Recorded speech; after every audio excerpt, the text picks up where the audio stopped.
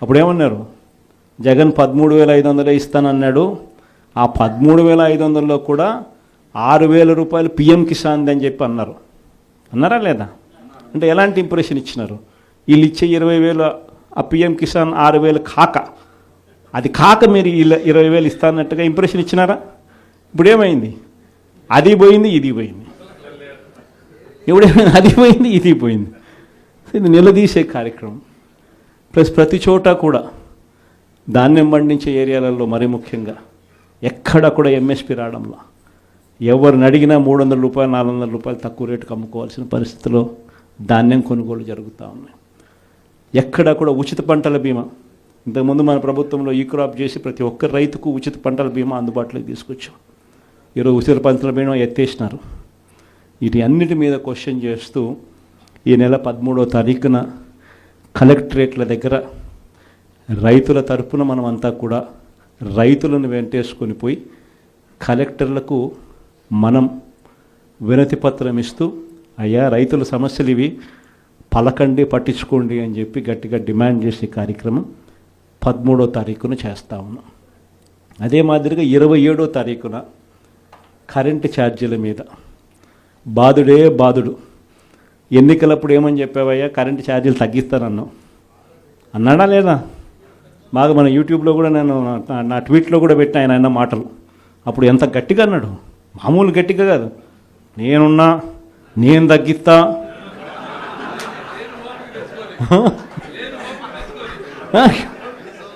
మాటలన్నీ కూడా మామూలు మాటలు కాదు. తీరా వచ్చిన తర్వాత 6 నెలలు తిరక్కమునిపే 15,000 కోట్ల రూపాయలు బాధుడు ఉట్టి కరెంటు మీద. సో దీన్ని క్వశ్చన్ చేస్తూ 27వ తారీఖున 3వ తారీఖున జనవరి 3వ తారీఖున ఫీజు రీయింబర్స్మెంట్ అందక పిల్లలు ఇబ్బందులు పడతా ఉన్న పరిస్థితులు. మనం ప్రతి క్వార్టర్, ప్రతి 3 నెలలకు ఒకసారి పిల్లలకు 3 నెలలు అయిపోయిన వెంటనే ఫీజులు ఇస్తూ ఉన్న పరిస్థితి మన ప్రభుత్వం. విద్యా దీవెన, వసతి దీవెన క్వార్టర్ అయిపోయిన వెంటనే, 3 నెలలు అయిపోయిన వెంటనే 4వ నెల వెరిఫై చేసి 5వ నెలలో పిల్లల తల్లుల చేతుల్లో డబ్బులు పెట్టి పిల్లలకు విద్యా దీవెన, వసతి దీవెన కింద పూర్తి ఫీజు రీయింబర్స్మెంట్ మనం ఇస్తూ ఉంటే, ఈరోజు ఈ జనవరి వచ్చేసరికి 4 త్రైమాసికాలు, ప్రతి త్రైమాసికం తర్వాత ఇస్తూ ఉన్న మన పాలన 4 త్రైమాసికాలు అయినా కూడా పట్టించుకొని చంద్రబాబు పాలన. జనవరి, ఫిబ్రవరి, మార్చ్ సంబంధించిన త్రైమాసికం ఏప్రిల్లో వెరిఫికేషన్ చేసి మేలో ఇవ్వాలి. మేలో ఎన్నికలు అయ్యాయి అంతే. జూన్ వచ్చాడు, జూన్ 4వ తారీఖు అంతే. ఆ నుంచి స్టార్ట్ అయింది. జనవరి, ఫిబ్రవరి, మార్చ్ పోయింది, ఏప్రిల్, మే, జూన్ పోయింది, జూలై, ఆగస్ట్, సెప్టెంబర్ పోయింది, అక్టోబర్, నవంబర్, డిసెంబర్ 4 త్రైమాసికాలకు సంబంధించి విద్యా దీవెన పూర్తిగా ఎగరగొట్టాడు. వసతి దీవెన కింద ప్రతి ఏప్రిల్లో మనం ఖచ్చితంగా క్రమం తప్పకుండా పిల్లలకు బోర్డింగ్ అండ్ లాడ్జింగ్ ఖర్చుల కోసం ఇస్తూ ఉంటుంది.